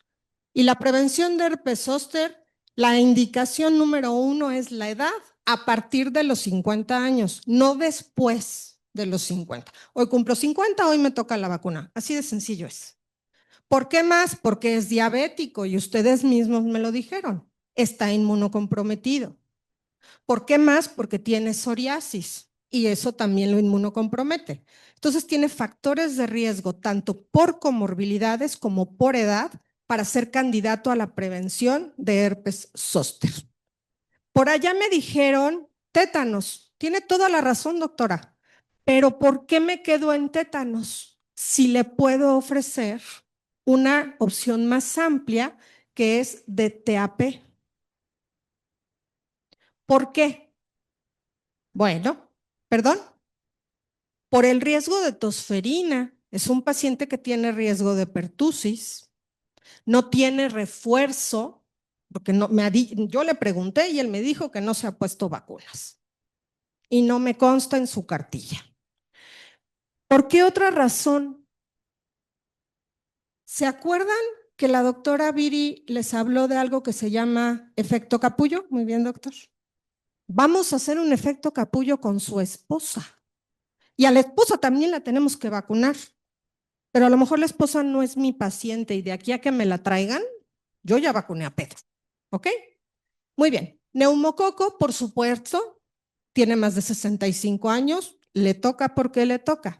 Influenza, le toca porque le toca, anual como todos, que acuérdense que ¿a partir de qué edad nos tenemos que vacunar contra influenza? A partir de los 6 meses de edad, punto final. Entiendo cómo estamos en cartillas y tiene su razón de ser, pero acordémonos que todos los seres humanos tenemos que vacunarnos contra influenza y nosotros como profesionales de la salud más. Bueno, COVID-19, de acuerdo a las actualizaciones que se vayan liberando y a las indicaciones que nos vaya dando la CDC. Y por supuesto, gracias doctora, virus sincicial respiratorio. ¿Por qué? Porque tiene factores de riesgo, tiene comorbilidades como diabetes mellitus. Quizá no edad todavía, pero sí comorbilidades. Y también va a ayudar a su esposa. Entonces, fíjense cómo le tenemos que poner 1, 2, 3, 4, 5, 6, influenza 7, COVID 8, virus sincicial respiratorio 9 antígenos. Habían dicho 7, les faltaban 2, pero vamos por muy buen camino. La que sigue, por favor. Ok, les vamos a poner todas esas vacunas. ¿Cuántas le pongo hoy? Estamos en Disneylandia, les recuerdo. ¿Cuántas? 4. 5. ¿Por qué 4? ¡Qué bonita respuesta! ¿Quién dijo todas? Todas. Si las tengo, se las pongo. Todas. Acuérdense, ya nos dijeron, no hay límite mínimo ni máximo. Si las tengo todas, las pongo todas. ¿Ok? La que sigue, por favor. Y entonces, ¿se acuerdan que Anaí les dijo, no se vale decirle al paciente, ya llegó a consulta y le tocan todas estas vacunas, siéntese y lo voy a picotear como coladera? Le vamos a dar una razón. Y entonces, haciendo este tipo de ejercicios, nosotros vamos a tener capacidad de detectar las vacunas para las cuales es elegible mi paciente y por qué. Y así se lo voy a explicar a mi paciente. Vamos a hablar sobre las enfermedades que vamos a prevenir, que van a ser en su beneficio y el de su entorno. Vamos entonces a hablar del beneficio y de la seguridad de la vacunación versus a los posibles riesgos y complicaciones que podría tener en caso de tener alguna de estas enfermedades. Y créanme que si damos información a nuestros pacientes, que sea una información sencilla, en lenguaje entendible, cotidiano, los propios pacientes son los que van a empezar a buscarnos para hablar de enfermedades prevenibles a través de la vacunación y buscar llegar a último término a vacunarse y a vacunar a sus entornos. La que sigue, por favor. ¿Aplicamos una vacuna más de una vacuna el mismo día? Ay, qué bonito, porque hace rato me dijeron que no. Gracias. Siguiente, por favor. Muy bien. Las próximas diapositivas me las voy a llevar bastante veloces porque mis compañeras ya se los fueron diciendo, pero espero que ahorita, después del caso clínico que resolvimos, nos vayan quedando un poquito más rápidos. Acuérdense que podemos poner varias inyecciones el mismo día. Debemos utilizar como superficies deltoides o cuádriceps, jamás de los jamases glúteo. Existen vacunas cuya vía de administración es subcutánea, pero no todas. Si aplicamos una vacuna que está diseñada para ser aplicada de manera intramuscular y la aplicamos de forma subcutánea sin tener la indicación, uno, no estamos siguiendo los procesos de indicación de esa vacuna, y dos, puede ser que sea mucho más reactogénica, es decir, le cause más efectos adversos locales al paciente. Entonces, hay que irnos siempre por las vías de administración que están indicadas y siempre guardar, ¿cuántos centímetros entre jeringa y jeringa? 2.5. Excelente, la que sigue, por favor. Ahí está. Muy bien, la que sigue, por favor. Ya quedamos, hay vía subcutánea, hay vía intramuscular. Lo ideal es hacerlo, como ya nos dijo Anaí, con un movimiento no de arponeada, pero sí con suficiente velocidad, no poquito a poco, ¿no? Pues, como veo, doy 45 grados, por favor. La que sigue, por favor. Importantísimo cuando estamos hablando de vacunas. Y sé que esto por lo general nos apoya muchísimo el servicio de enfermería, pero nosotros como médicos es importante que sepamos que si estamos teniendo un consultorio vacunador o si estamos en una clínica en donde tengamos vacunas, debemos por ley llevar una bitácora de vacunación. Y lo mínimo indispensable que debe de tener una bitácora de vacunación es lo que está puesto aquí. Tenemos que poner el nombre comercial de la vacuna que estamos aplicando, no el antígeno. Tenemos que escribir el número del lote, la fecha de caducidad, qué laboratorio está produciendo esta vacuna, fecha de entrada, es decir, cuando está entrando a nuestra red fría, fecha de salida, es decir, el día que sale de nuestra red fría y se aplica, a quién se la apliqué y la edad del paciente al que fue aplicada. Y recuerden que las bitácoras de vacunación sí o sí deben ser físicas, no deben ser electrónicas. Va, siguiente, por favor. Y todo esto sirve para esta diapositiva. ¿Cómo nos debemos comunicar con nuestros pacientes? Ya se los dije, de una forma efectiva, proveyéndoles a ellos información confiable que obtenemos de este tipo de cursos de actualización que todos debemos seguir, ganándonos la confianza de nuestro paciente, utilizando siempre lenguajes sencillos para que ellos nos puedan entender y siempre reforzando los beneficios de la vacunación versus el riesgo de padecer la enfermedad. La que sigue, por favor. Esta tabla es espectacular, a mí me encanta, porque es la importancia de la actitud que debemos de tomar nosotros como profesionales de la salud ante la vacunación frente a nuestros pacientes. Si yo soy un médico que estoy a favor de la vacunación, que digo a mis pacientes vacúnense, mis pacientes dicen, ay sí, quiero vacunarme, me parece una excelente idea, el 87% de esos pacientes se van a vacunar. Si yo soy un médico con una actitud positiva ante la vacunación, se las platico a mis pacientes, el paciente no está convencido, pero después de que yo hablo con ellos, se convencen, el 70% se van a vacunar. Pero ¿qué pasa si yo tengo un paciente que llega, oye doctora, fíjate que yo ya leí que existe una vacuna para prevenir el pertussis y la tosferina y yo escuché que hubo muchos casos. ¿Me sugieres ponérmela? Ay, ¿para qué? Si ni vives en un estado donde hay pertussis, ¿qué es eso? No te la pongas, ¿para qué?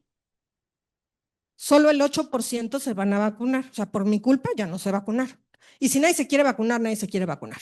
Entonces, nuestra función debe ser mantenernos como profesionales de la salud en una actitud positiva ante la vacunación. ¿Para qué? Para que nuestros pacientes se vacunen. La que sigue, por favor. ¿Me regalan la que sigue, por favor? Ok, esto ya lo vimos con mis compañeras, así es que no tiene caso volvérselos a mencionar, solamente acuérdense. ¿Se reinician esquemas de vacunación? Jamás se completan. Por favor, tatúenselo en el alma. Si eso se llevan de este taller, por mí, ya la hicimos. ¿Ok? Solo completemos, jamás reiniciemos. Y para cerrar con broche de oro, les voy a dejar con la doctora Gloria Huerta, que brevemente nos va a platicar sobre las actualizaciones en vacunación en general 2025 a nivel nacional y global. Muchas gracias.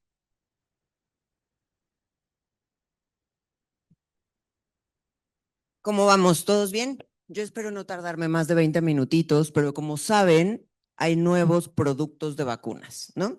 Entonces tenemos VPH con 9 tipos de VPH, tenemos neumococo con 20 valencias, cambiaron algunas recomendaciones en la cartilla de niños, la triple viral antes era a los 6 años, ahora es a los 18 meses.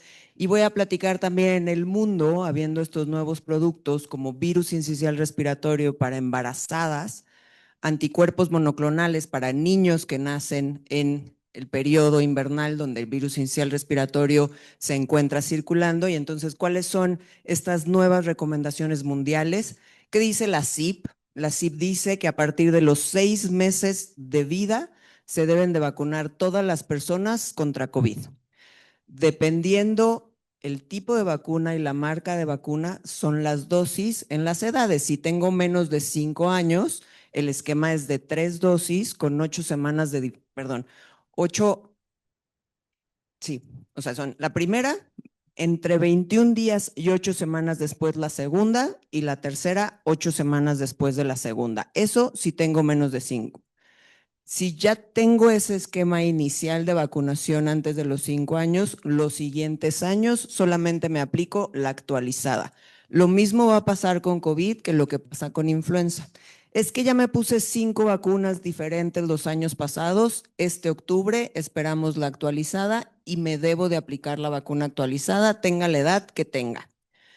Que si no van a traer la vacuna actualizada este año en México, como ha pasado en sector público los años anteriores, ¿me tengo que vacunar nuevamente aunque no sea la actualizada? Sí, la respuesta es sí. ¿Definitivamente es mucho mejor aplicar la vacuna actualizada? Sí, pero también lo que sabemos es que van disminuyendo los anticuerpos conforme pasa el tiempo de las vacunas anteriores, y aunque no están dirigidos a la cepa actual de esta temporada, sí me ayuda este booster inmunológico para protegerme contra las nuevas cepas, ¿de acuerdo? A partir de los 5 años cambia el esquema, aunque no la dosis. La dosis es exactamente lo mismo entre los 6 meses y los 11 años en los niños con COVID, ¿no? Los que tienen si vamos a tener este producto, la dosis es diferente, el producto es diferente, la tapa es de color diferente, y esto es importante que lo sepan porque no son intercambiables la que nos venden de 5 años, de 11 años en adelante a la que se aplica abajo de estos 11 años. Pero si ya tengo más de 5 años, ya nada más son 2 dosis del esquema inicial y luego con 8 semanas de diferencia y luego anualmente. Si ya tengo 12 años o más, es exactamente la misma que en los adultos. Es un esquema inicial de 2 dosis. Si es la primera vez que me voy a vacunar en la vida, son 2 dosis de vacuna COVID y ya después cada año con la vacuna actualizada. Clarísimo COVID porque llega en octubre. ¿Qué pasa después con virus sincicial respiratorio? Todavía no tenemos esa vacuna. Van a haber 2 vacunas de virus sincicial respiratorio, una indicada a partir de los 18 años para todos los grupos de riesgo, pero en particular énfasis en mujeres embarazadas. Va a estar incluida como tosferina, como influenza, tétanos, difteria y tosferina, influenza, COVID y virus sincicial respiratorio durante el embarazo. Hay vacunas para el embarazo que van a proteger a los 2. Influenza y COVID es para protegerlos a ambos. Entonces, ¿cuándo debo de aplicar estas vacunas en el embarazo? En el momento que las tenga disponibles. Si me embaracé ayer, me la aplico, ¿ok? En el momento que la tenga disponible. ¿Por qué? Porque COVID e influenza es para proteger también a la mamá, porque genera una respuesta infecciosa mucho más grave que en una persona no embarazada, ¿de acuerdo?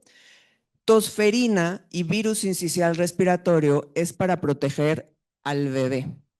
¿Cuándo se aplica? ¿Alguien me puede decir cuándo está indicado aplicar tosferina en el embarazo?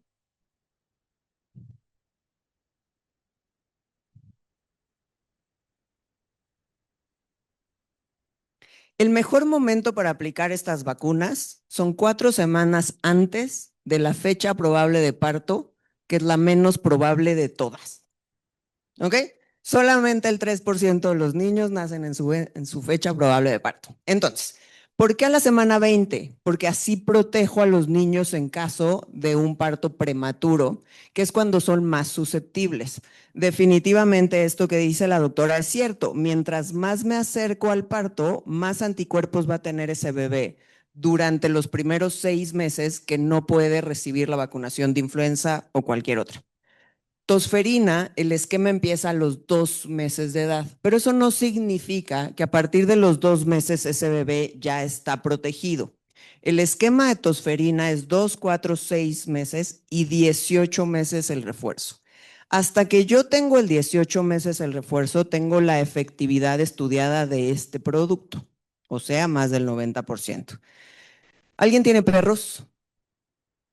¿Quién tiene perros desde que nacieron en su casa? Así desde que nacieron se los dieron.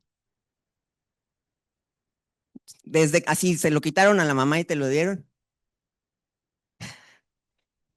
No. O sea, los perritos desde que nacieron se los dieron. Así se los quitaron a la mamá y se los llevaron.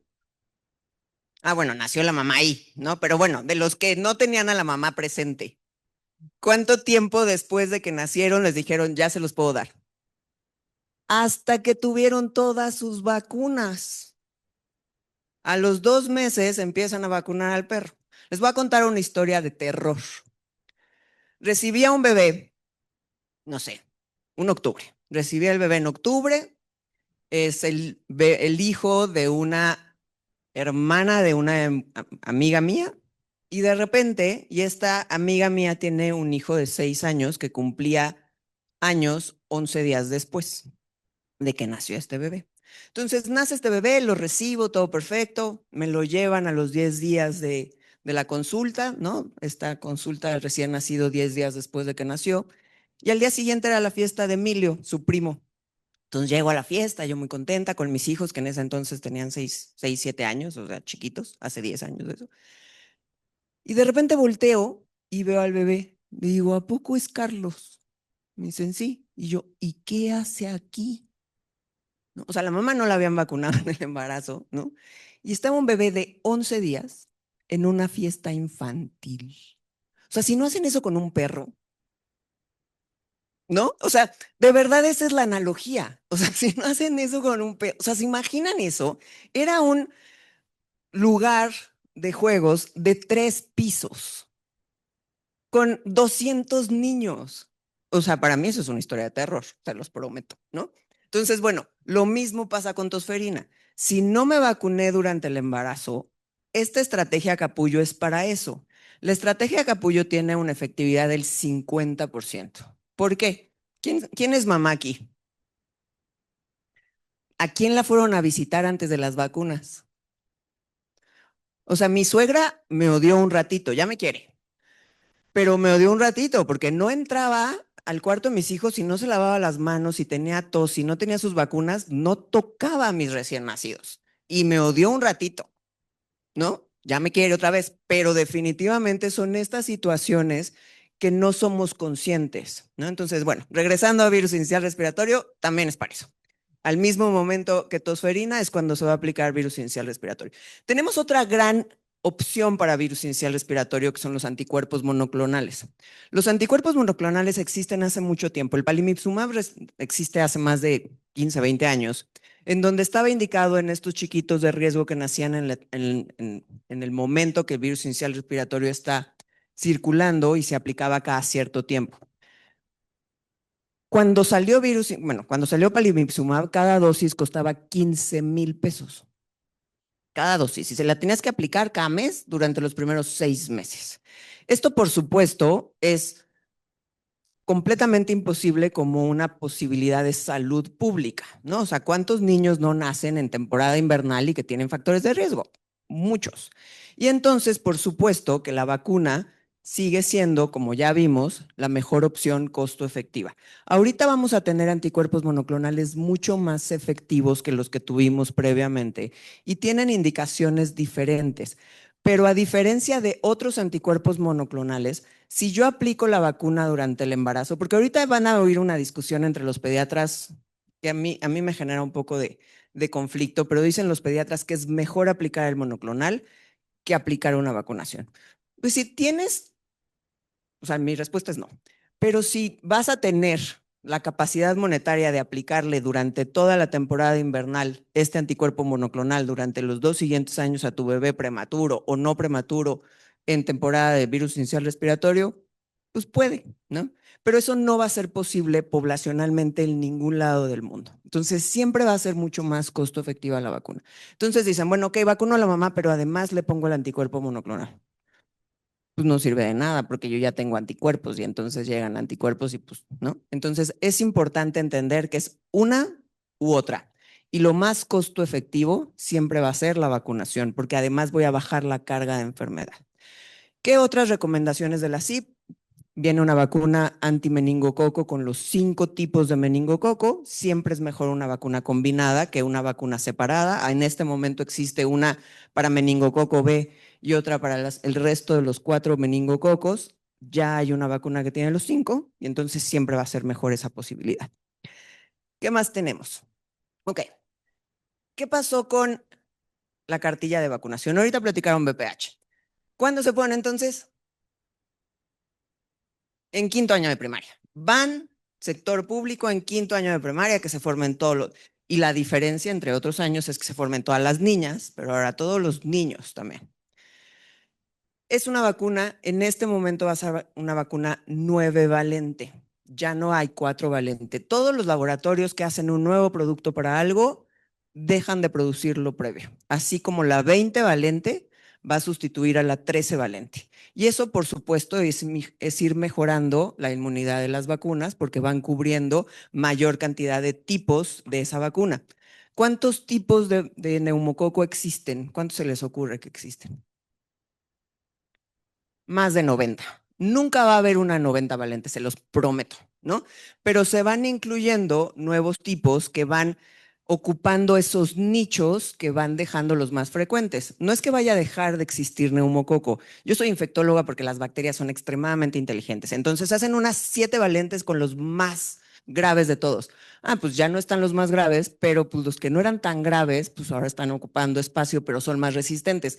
Lo maravilloso también de la naturaleza es que también nos protege. Mientras más resistencia tengo, menos virulento soy, ¿no? Pero voy agarrando nichos. Y entonces tenemos que ir viendo epidemiológicamente cómo van cambiando los tipos de neumococo cada vez que se van incluyendo vacunas. Pero créanme que una 90 valentes no va a existir. Va a seguir la 22, etcétera, ¿no? Pero ya se van a sustituir. ¿Qué pasa? Empezamos con una 2 valente. ¿Por qué teníamos una 2 valente? Porque esta vacuna 2 valente y la tecnología de la 2 valente era tal que protegía contra el 93% de todos los tipos de cáncer, no me importa qué tipo de BPH sea. Y por eso era la elección en sector público. La mayoría de la gente cree, pues que tiene 4 es mejor, tiene 9 es mejor. La realidad es que no, en vacunas siempre menos va a ser más, porque menos significan tecnologías diferentes. Entonces, bueno, sale la 2 valente del mercado, se tiene que usar la 4 valente y ahora la 9. ¿Por qué cambiaron de 4 a 9? Porque a diferencia de la 2 valente que tenía 93% de eficacia para cáncer de todos los tipos, la 4 valente sí tenía el 100% de efectividad de los incluidos en la vacuna, 16 y 18. pero tenía 46% de eficacia de cualquier otro BPH. Entonces era 93 contra 46. Era un no-brainer de cuál tienes que tener en sector público, porque lo que quieres es que no haya cáncer. Definitivamente las verrugas son horribles, sí, de acuerdo, pero lo que no quieres es que no haya cáncer. Entonces la 4-valente lo que tuvo que hacer es incluir tipos de BPH para completar este 90%. Entonces, ¿cuál es la recomendación ahorita? Niños y niñas. ¿Por qué antes eran las niñas? Pues porque el cáncer cervicuterino es la principal causa de muerte por BPH. Pero eso no significa que no haya cáncer de ano, cáncer de pene, cáncer orofaringio o otro tipo de cáncer asociados a BPH que también van a proteger. Pero si nos vamos por poblaciones, incluso el cáncer de ano es más frecuente en las mujeres que en los hombres, ¿no? Entonces, por eso primero eran las niñas. Es que decían, es que tengo que vacunar a los niños para que no infecten a mis niñas. No. Si yo vacuno al 100% de mis niñas, que los niños los tengan, a mí no me importa, porque no me van a contagiar. Pero no es por eso, porque están incluyendo a los niños, sino porque también se ven protegidos contra estos tipos de cáncer. Y en este momento de la historia, el 80% de los hombres de 18 años en adelante están colonizados por BPH en boca. El 80% de los hombres de Latinoamérica y Estados Unidos. Y ahorita, en lugares en donde la cobertura de vacunación contra BPH ha disminuido el cáncer cervicuterino, el problema en este momento es el cáncer orofaringio, principalmente en hombres. Entonces, incluir a los niños importa. Y es una sola dosis para todos. Hay estudios de eficacia que son diferentes a los de efectividad. Eficacia son ensayos clínicos controlados, aleatorios, ¿no? Los estudios de eficacia dicen que una dosis puede ser suficiente. De efectividad todavía no lo tenemos, ¿no? Efectividad es el mundo real. ¿Qué va a pasar con una sola dosis con estas características de la vacuna? Pero en este momento de la historia, una dosis antes de los 15 años es suficiente. Después de los 15 años tengo que tener mis 3 dosis o si tengo algún tipo de inmunocompromiso, tengo que tener mis 3 dosis. Eso es lo que dice el PBU 2025. ¿Qué pasó con sarampión? Bueno, más bien con triple viral de 1 año a 18 meses. ¿Por qué era a los 6 años? Se supone que porque a los 6 años es cuando empezaba el riesgo. Entonces era el año de edad, que es cuando perdemos los anticuerpos de nuestra mamá. Si me la ponen antes del año de edad no cuenta porque seguramente todavía tengo anticuerpos de mi mamá y va a haber interferencia inmunológica. Por ejemplo, en este momento que estamos en brote de sarampión, ayer se actualizó el número de casos, hay más de 5,000 casos, hay más muertes. Es importante que se aseguren todos ustedes que tienen por lo menos 2 dosis de vacuna, ¿de acuerdo? Si no tienen 2 dosis de vacuna, vayan y póngansela porque además son sector público, sector de salud. Entonces, si me la tienen que poner, no sé, nace mi bebé y yo no me acuerdo si me dio sarampión en este momento y entonces se la puedo poner ¿a partir de qué edad? A partir de los 6 meses. Pero como yo no me acuerdo, ¿no? Se lo puedo poner a partir de los 6 meses, esa dosis, y luego un mes después la segunda, porque necesito 2 dosis, no para la eficacia, pero con la primera dosis hay aproximadamente un 10% de personas que no seroconvierten, y por eso se aplica la segunda, no porque la eficacia no sea completa, sino porque la seroconversión no es completa. Pero como yo no me acuerdo si me vacuné o no de sarampión, tengo que asegurarme que realmente esté protegido mi bebé, porque si sí me vacuné, esas dosis no van a servir y entonces son dosis 0 y no se toman en cuenta. Entonces, a partir del año que ya perdí todos mis anticuerpos maternos, o la mayoría, me aplico la primera. Como ya vimos con mis compañeras, el intervalo mínimo es indispensable respetarlo. Si yo no respeto mi intervalo mínimo, hay interferencia inmunológica entre la primera y segunda dosis. Y el intervalo mínimo de la triple viral son 4 semanas. En este momento de la historia, con estos brotes que tenemos, mientras más rápido complete el esquema de triple viral, más rápido protejo a esa persona.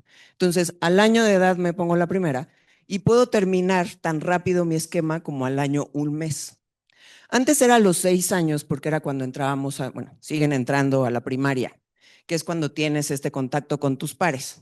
Y en ese momento incrementaba el riesgo. Yo fui niña de guardería a los 45 días, entonces desde ese momento aumenta el riesgo.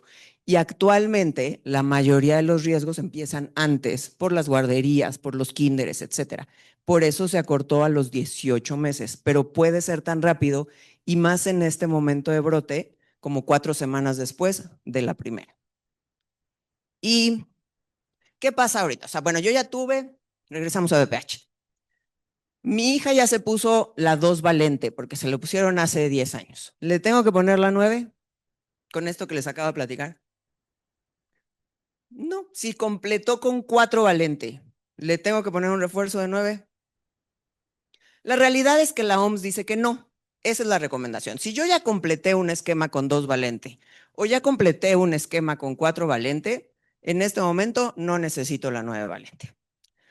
Si me preguntan como infectóloga, si tengo la 4 valente, que tiene esta protección del 46% de todos los VPHs, ¿le pondría a mis hijos una 9 valente?